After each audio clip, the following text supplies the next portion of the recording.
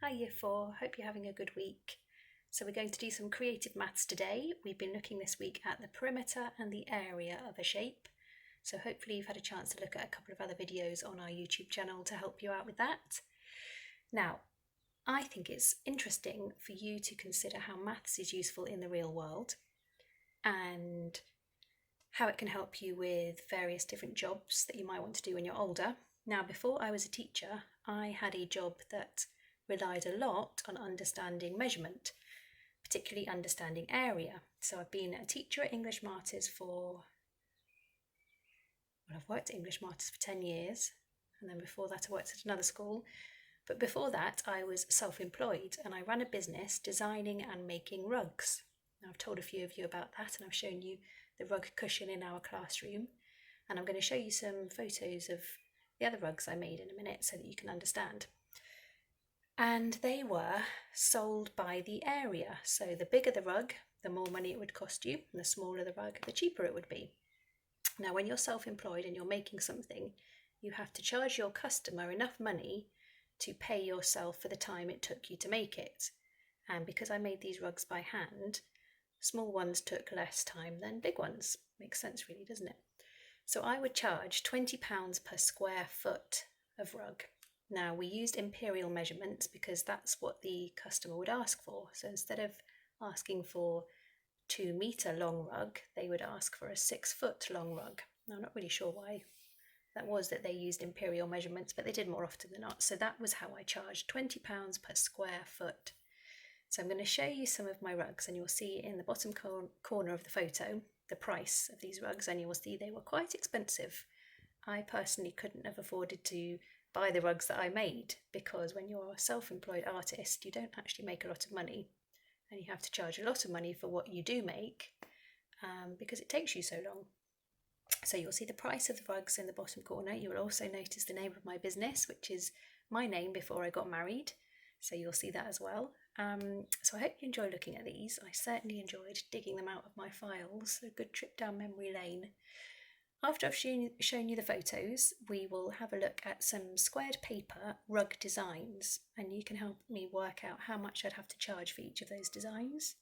And then at the end of this video, I suggest you go and be a rug designer yourself. Get your squared paper in your maths book and design some areas that you can fill with pattern, and then work out how much you would charge your customer. Hope you enjoy this.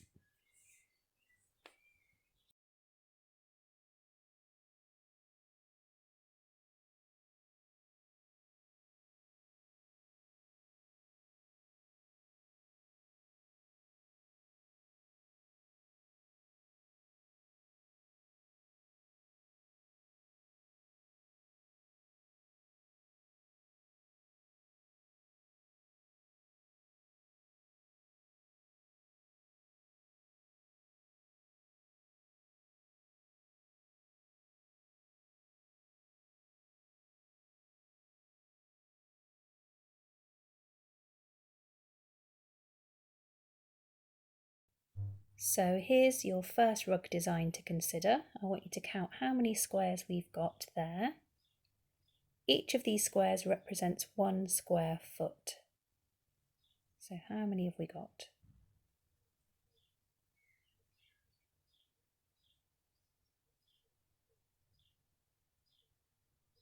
Well done. You should have got to the total 15. Now each square foot of rug would have cost £20 to make.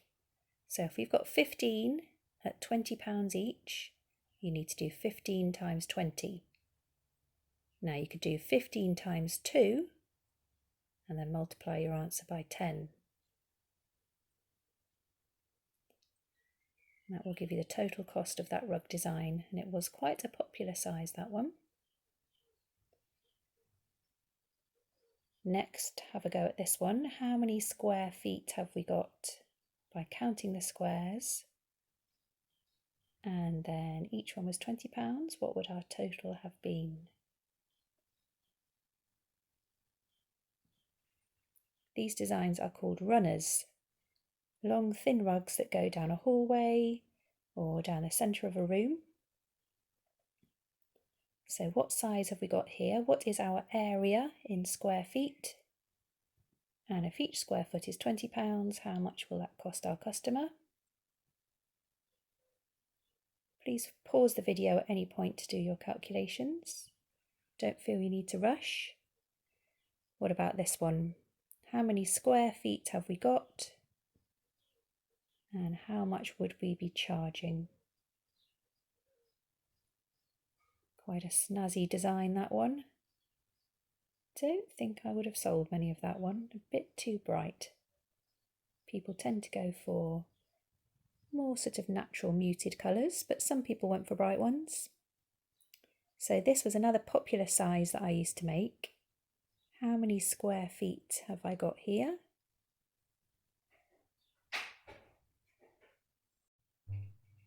And finally for this session, what size is this one?